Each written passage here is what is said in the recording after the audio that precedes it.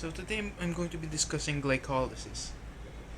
Basically, glycolysis is the metabolic pathway utilized by cells to oxidize glucose to provide energy in the form of ATP.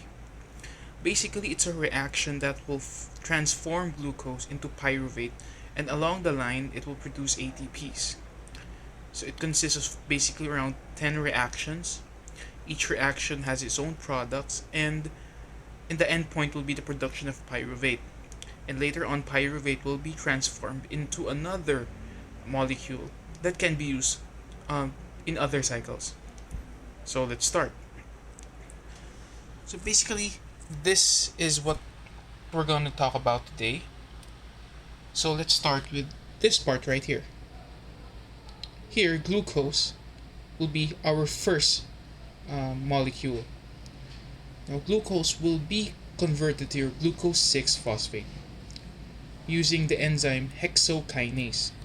Now, hexokinase, as a shortcut for everyone, this here, the word kinase basically means that it will use up ATP.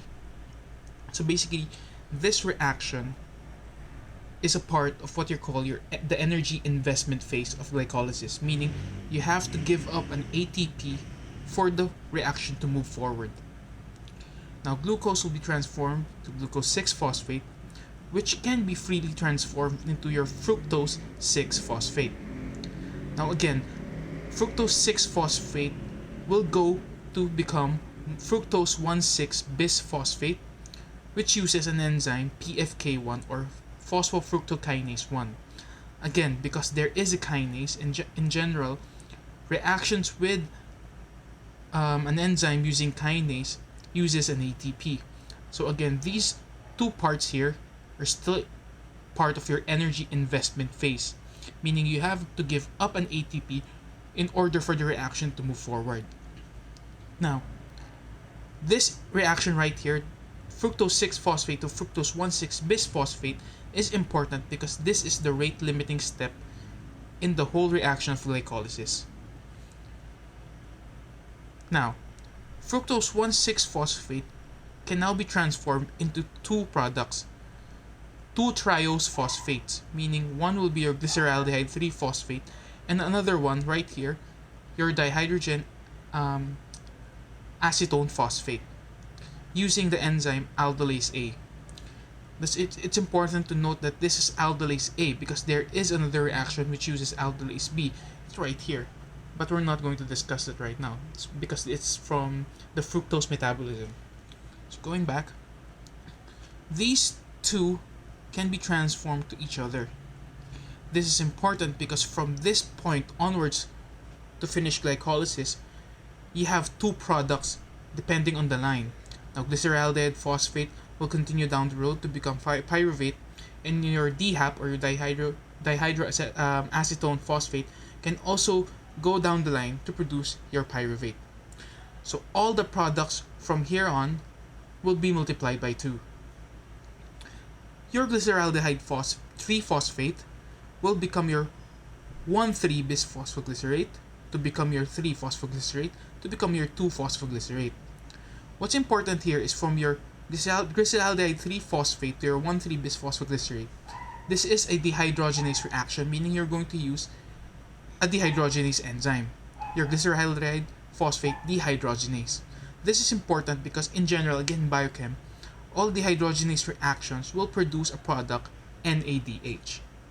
And since I explained earlier, from this point downwards, all of the products will be multiplied by 2. So this reaction right here will produce your NADH times 2.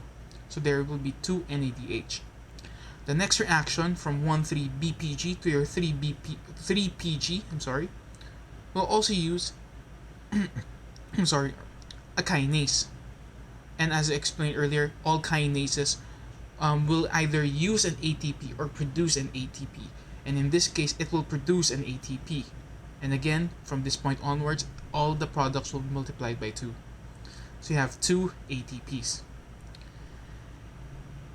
Now, another important reaction here would be your phosphoenol pyruvate or your PEP to become your pyruvate.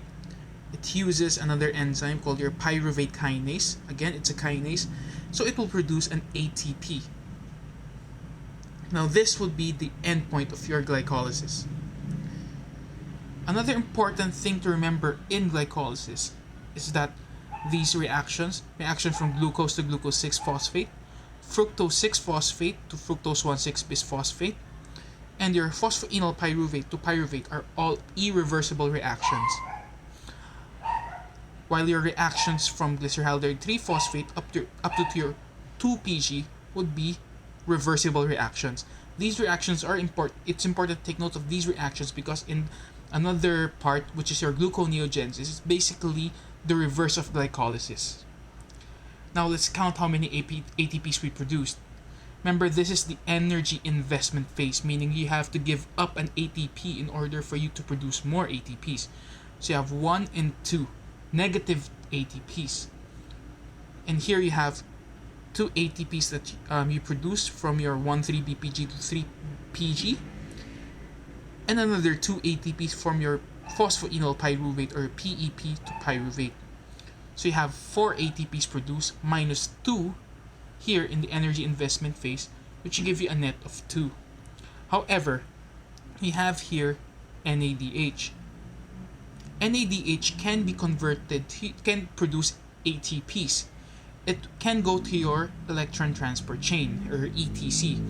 However, it can go to either 2 shuttles. I didn't write it down, but you can research it. It's your malate aspartate cycle or your alpha glycerophosphate shuttle.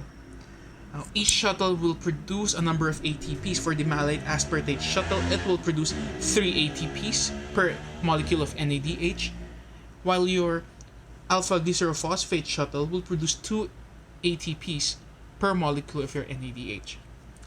Now, your endpoint here would be your pyruvate.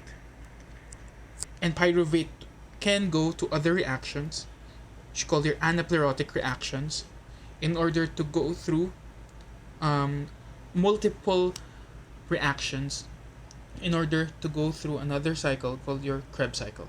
But we won't discuss that right now. So, right now I'm going to stop and let that all sink in. Thank you for watching, and if you like more of these videos, please subscribe. Thank you.